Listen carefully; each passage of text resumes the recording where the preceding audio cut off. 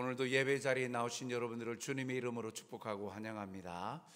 우리 앞뒤 좌우에 계신 분들과 인사를 나눕시다. 참 잘 오셨습니다. 함께하니 기쁩니다. 당신은 주 안에서 행복자입니다. 네, 행복하시기 바랍니다. 그 행복은 영원히 사라지지 아니하는 영원한 행복을 누리시는 여러분들 되시길 주님의 이름으로 축복합니다. 우리가 살아가면서 참 우리의 삶의 태도, 방식을 결정짓는 것, 거기에 필요한 질문들이 있습니다. 첫째는 나는 어떠한 존재인가 하는 것이죠. 나는 누구인가 라는 겁니다. 내가 어디로부터 왔고 내가 어떠한 사람인가, 어떤 존재인가, 자신의 정체성을 깨닫는 것, 굉장히 심오한 철학이나 복잡한 것이 아니라 그것을 깨달을 때 그 사람의 행동과 삶의 양식이 달라집니다. 또 두 번째 질문은요, 하나님은 나에게 무엇을 원하시는가?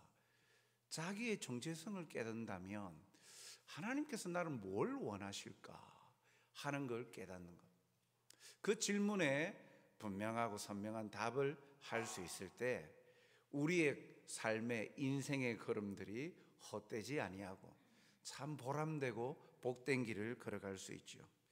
오늘 본문은 우리에게 이 두 가지 질문에 대한 해답을 선명하게 보여줍니다. 오늘 말씀을 통해서 과연 우리가 어떤 존재인지, 또 하나님께서 무엇을 기뻐하시고 원하시는지 하는 것을 우리가 같이 살펴보고자 합니다. 성경이 가르치는 바를 우리가 각자 개인적으로 마음 깊이 새김으로 오늘도 하나님이 기뻐하시는 사람, 하나님의 기쁨을 함께 누리는 복된 자들이 되시길 주님의 이름으로 축복합니다. 먼저 우리가 함께 살펴볼 것은 오늘 본문에 나타난 이스라엘의 정체성입니다. 이스라엘이 누구이냐라는 질문이죠. 그 질문에 대해서 오늘 6절 상반절에 보니까 너는 여호와 내 하나님의 성민이라. 성민, 거룩한 백성이다. 이스라엘의 정체성은 거룩한 백성이다 라는 사실이죠. 하나님의 거룩한 백성은 하나님의 소유로 하나님의 약속하신 것들을 누릴 특권을 부여받은 자들입니다. 이스라엘이 누구냐? 하나님의 택하신 거룩한 백성이다. 이 하나님의 거룩한 백성이 어떠한 것을 의미할까? 첫째는 사랑으로 말미암은 일방적인 하나님의 선택함을 받은 자다라는 사실이 나옵니다. 이스라엘이 어떻게 하나님의 백성이 되었습니까? 오늘 본문 8절 상반절에 보니까 여호와시죠. 하나님께서 사랑하시기에 그들을 선택하셨다라는 겁니다. 다시 말하면 이스라엘은 선택받을 만한 어떠한 조건도 갖추지 못했다라는 거예요. 어떠한 이유도 그들에게서 없고 조건도 없고 무조건적인 일방적인 하나님의 선택인데 그 선택의 중심은 사랑이다라는 거예요. 7절에도 보면 이스라엘이 다른 민족들보다 내세울 만한 것이 없음을 분명히 밝히고 있죠. 이는 하나님의 사랑이요, 신실하신 하나님이 과거에 행하신 약속을 이루기 위해서 하나님께서 백성들을 일방적으로 선택하셨다라는 겁니다. 우리는 이 이스라엘과 시대와 환경이 다르지만 우리 또한 하나님의 사랑으로 선택함을 받은 영적 이스라엘입니다. 즉 우리도 하나님의 선택함을 받은 거룩한 백성이라는 것이죠. 그것이 우리의 정체성이라고 말합니다. 에베소서 2장 12절 13절에 보니까 그때에 너희는 그리스도 밖에 있었고 하나님이 택하실 때 하나님을 알지도 못하는 그때에 우리는 그리스도 밖에 있었다. 예수님이 그리스도이심을 알지 못했다라는 거죠. 이스라엘 나라 밖의 사람이라, 하나님의 택함 받은 백성과는 상관없는 이방인이란 말입니다. 약속의 언약들에 대하여는 외인이요, 세상에서 소망이 없고, 하나님도, 말씀을 비춰주십시오, 하나님도 없는 자이더니, 하나님도 없다. 하나님의 약속, 영원한 생명, 그 약속에 아무런 상관없는 자였다. 13절에 이제는 전에 멀리 있던 너희가 그리스도 예수 안에서 그리스도의 피로 가까워졌느니라. 예수님의 십자가 희생으로 말미암아 이제는 그리스도와 함께 가까워졌다. 다르게 말하면 이제 너희가 영적 이스라엘이라. 너희가 그리스도인이다. 하나님의 백성이 되었다라고 말씀하고 있습니다. 예수님으로 말미암아서 우리는 향하심으로 일방적으로 하나님의 선택함을 받은 거룩한 백성이다라고 말씀하죠. 또한 둘째로 하나님의 거룩한 백성이 되었다는 그 정체성은요, 세상의 문화와 섞이지 아니하는 자를 말합니다. 4절 상반절에 보니까 그가 세상을 말합니다. 오늘 본문에서는 그 가나안 7족 속도를 말하죠. 하나님을 대적하고 하나님을 알지 못하는 세상 이방인들을 말합니다. 그가 내 아들을 유혹하여 그가 여호와를 떠나고, 여기에 두 번째 그는 이스라엘을 말하는 거예요. 이스라엘이 여호와를 떠나고 다른 신들을 섬기게 함으로라고 말씀하고 있어요. 즉 3, 4절을 보니까 결혼이란 제도를 통해서 생활 문화가 섞이지 말아야 될 것을 경고하고 있죠. 이방인들과 결혼하지 말아라. 하나님을 알지 못하는 이들과 결혼하지 말아라. 너의 딸을 주지 말고 또 아들을 주지 말고 며느리 삼지 말아라 라고 이야기를 합니다. 그 이유는 가나안인들과 통혼하게 되어지면 그로 인해서 결혼과 더불어서 그들의 문화가 같이 들어오는 거예요. 같이 하는 거예요. 그들의 문화가 무엇입니까? 하나님을 알지 못하는 세상 문화, 우상 숭배하는 문화, 하나님을 배척하는 문화. 이 문화가 결혼이란 제도를 통하여서 가나안이들과 통혼하게 되어지면 거룩한 백성이 훼손되어진다는 거예요.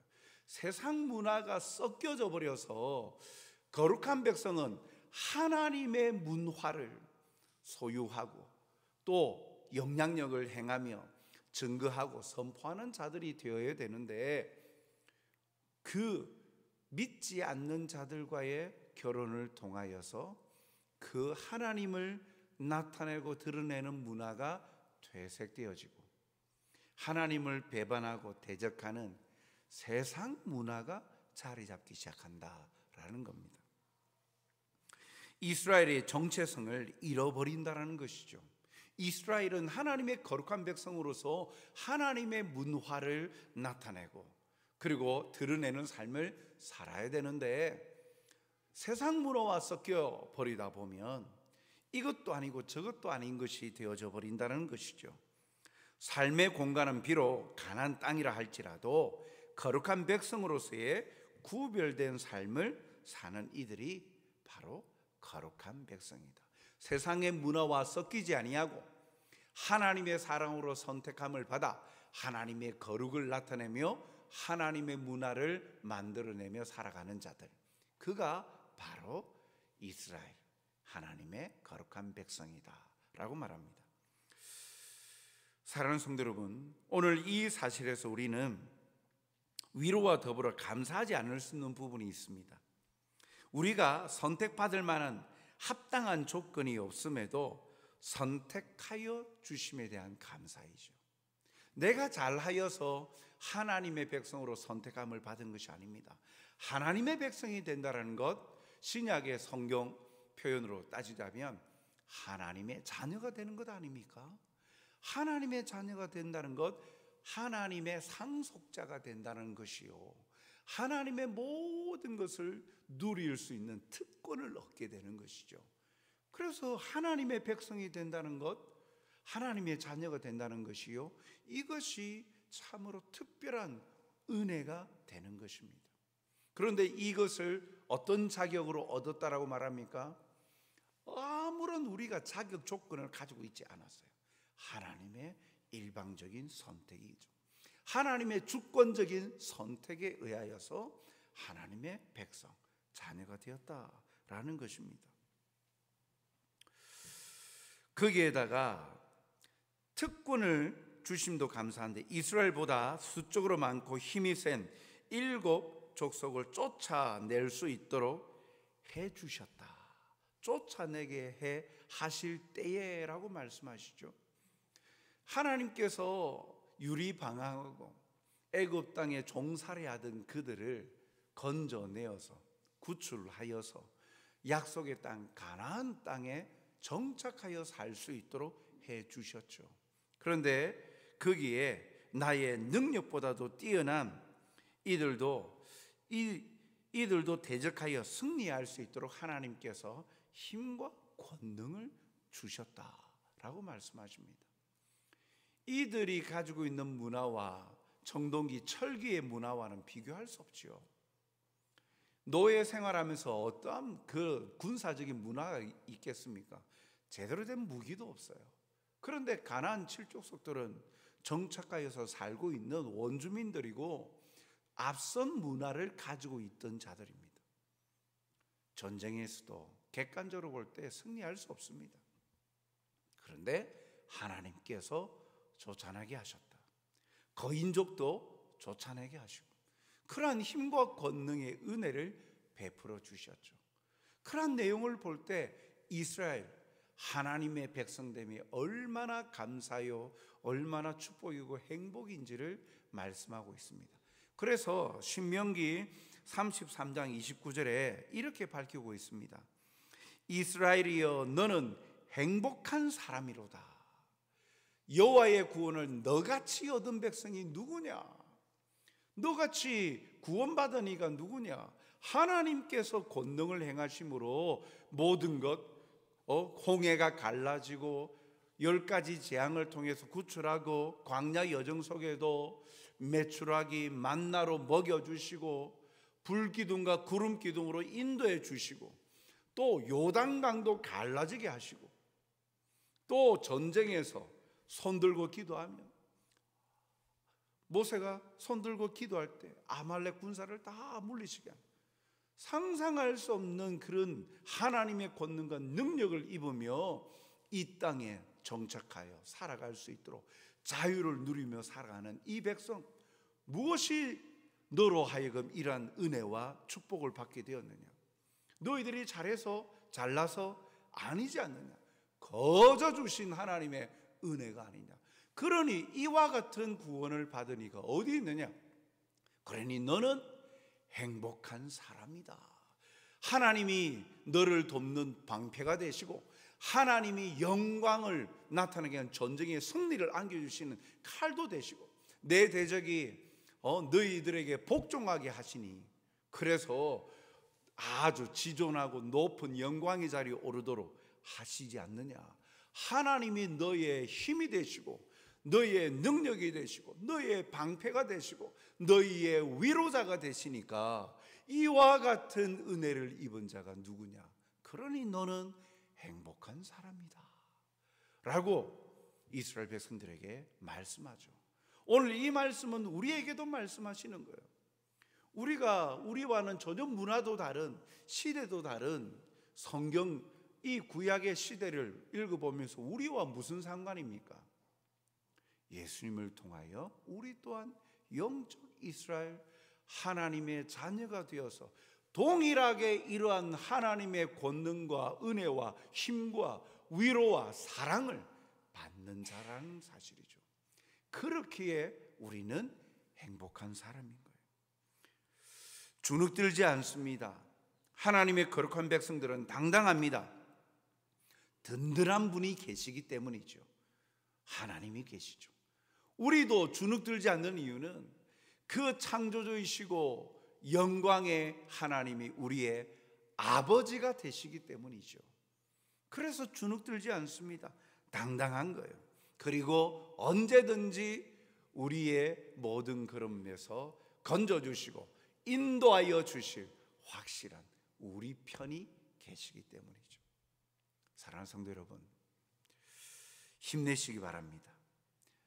하나님이 함께 하셔서 여러분들을 도우시고 능력의 주가 함께 하셔서 그 모든 환경을 거뜬히 이겨낼 수 있도록 해 주실 뿐만 아니라 어려운 문제의 자리에서도 해결해 주시고 평강의 길을 허락하여 주시는 분, 그분이 바로 우리 아버지 하나님이십니다.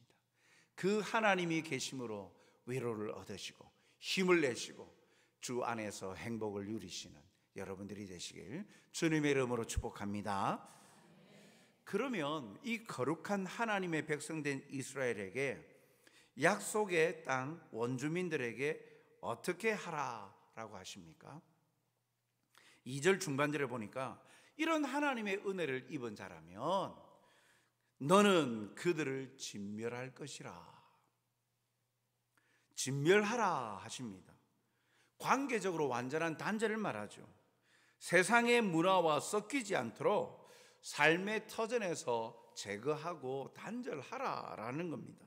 5절에 보니까 오직 너희가 그들에게 행할 것은 이러하니 그들의 제단을 헐어 주상을 깨뜨리며 아세라 목상을 찍으며 조각한 우상들을 불사를 것이니라. 왜 그들을 진멸하라 그럽니까? 우상문화, 우상숭배, 소망도 없고 그런 어떠한 기대도 없는 사람이 만들어 내어놓고 막연하게 거기에다가 소망을 품으면서 위로받으려고 하는 그러한 우상숭배의 문화 섞이지 않도록 그 문화를 없애라 라고 말씀하고 있는 것입니다. 왜 그렇게 하라고 하십니까? 그렇게 하지 아니하면 이스라엘 공동체가 무너지기 때문이죠. 6절에 보니까 너는 여호와 내 하나님의 성민이라. 내 하나님 여호와께서 지상 만민 중에서 너를 자기 기업의 백성으로 택하셨나니. 너는 거룩한 백성 아니냐?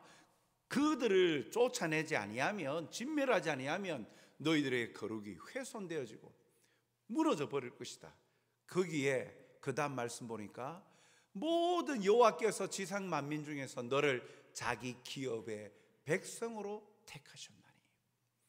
하나님이 자기 기업의 백성, 대대로 이어져 가는 하나님의 나라, 하나님의 문화, 하나님의 나라를 세우고자 하나님은 원하신다라는 거예요.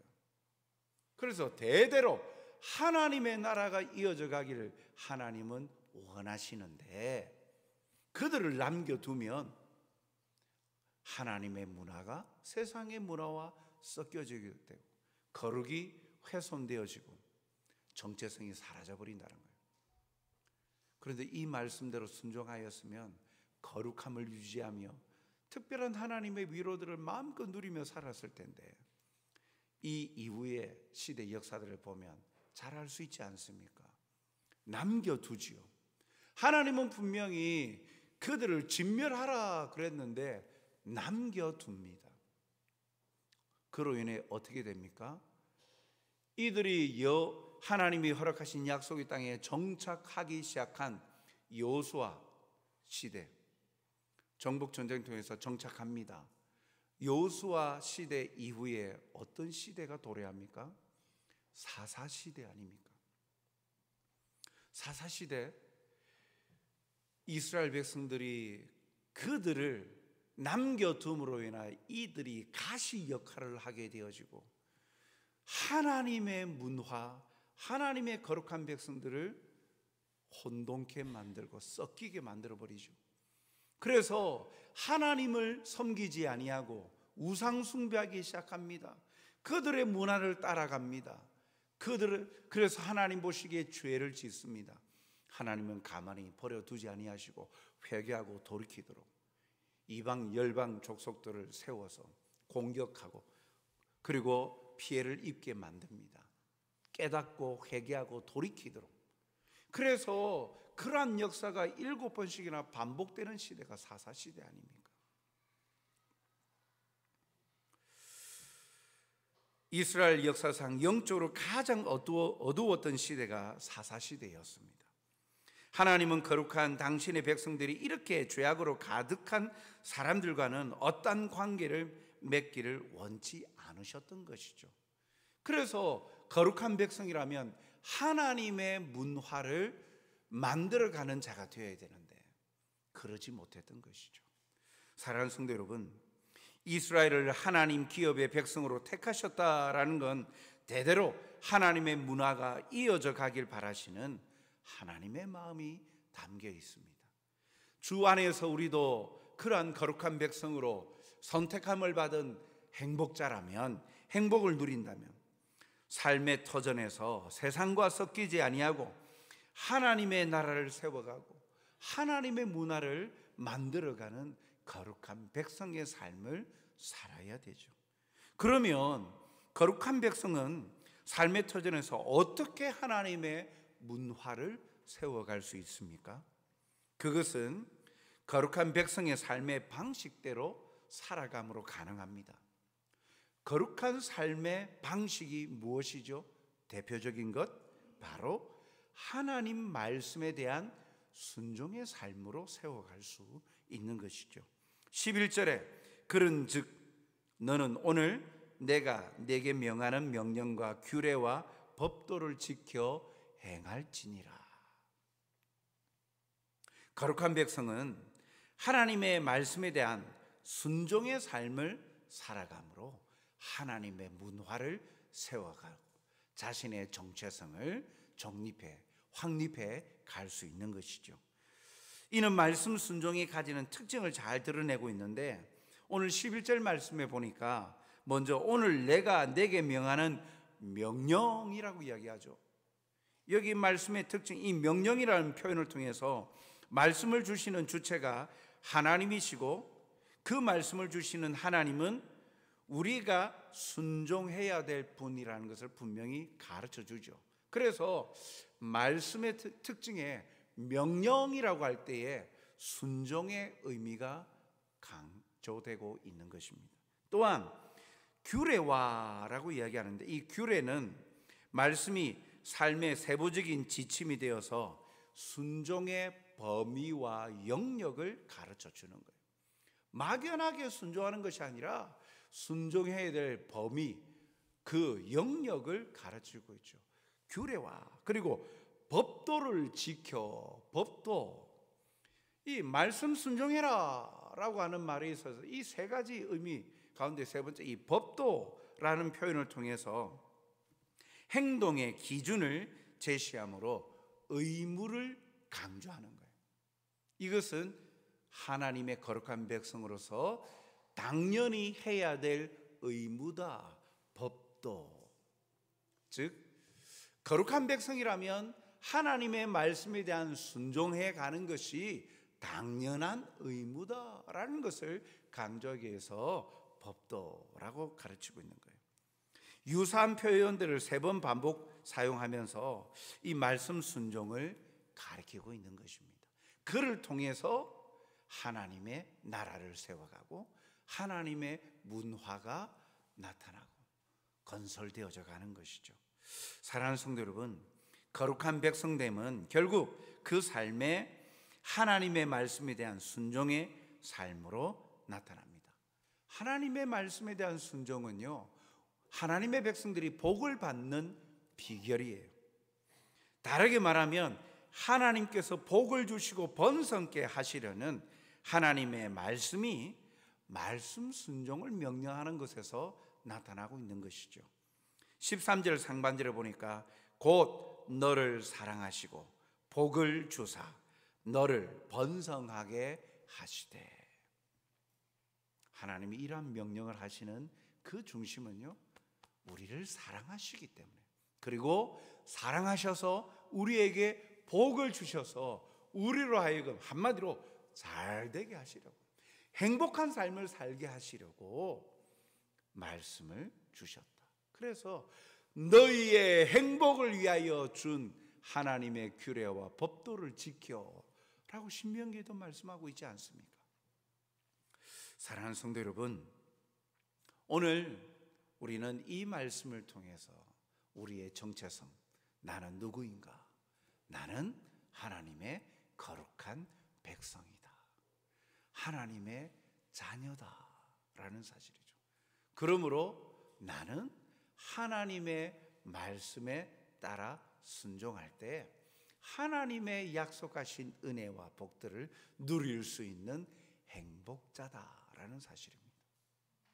신앙생활 하는 것이 뭔가 행동에 제약을 하고 이거 하지 마, 저거 하지 마, 하지 마, 하지 마, 부정적인 생각으로만 바라보면 참으로 모든 것이 우리의 발길을 가로막는 장애물처럼 보이고 거추장스러운 것으로 비춰질 수 있죠.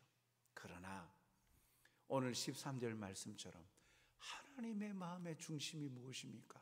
하나님은 우리를 사랑하신다. 사랑하셔서 복 주길 원하신다. 그리고 우리가 번성케 되도록, 잘 되도록 하나님께서 시마다 때마다 도우시고 베풀어 주신다라는 사실이죠. 이러한 것을 온전히 발견하고 누릴 수 있는 길은 바로 하나님의 말씀을 가까이 하고 말씀대로 순종하는 삶을 통하여서 하나님의 거룩한 백성답게 살아가고 우리의 삶을 통하여 세상의 문화 속에 그들에게 하나님이 누구이신지를 드러내고 나타내는 삶을 살아 이 땅에 존재케 하신 하나님의 목적을 이루어갈 수 있다라는 사실입니다. 오늘도 이 말씀에 확신을 갖고 거룩한 백성답게 우리의 삶에서 거룩을 훼손케 만드는 어떤 악의 모양이라도 버리고 하나님을 닮아 하나님의 말씀대로 따름으로 진정한 행복, 진정한 번성함과 잘됨을 발견하고 누리시는 여러분들이 되시길 주님의 이름으로 축복합니다. 사랑과 자비가 풍성하신 아버지 하나님, 오늘도 말씀하여 주심으로 우리가 누구인지 다시 한번 깨닫게 해주시니 감사합니다.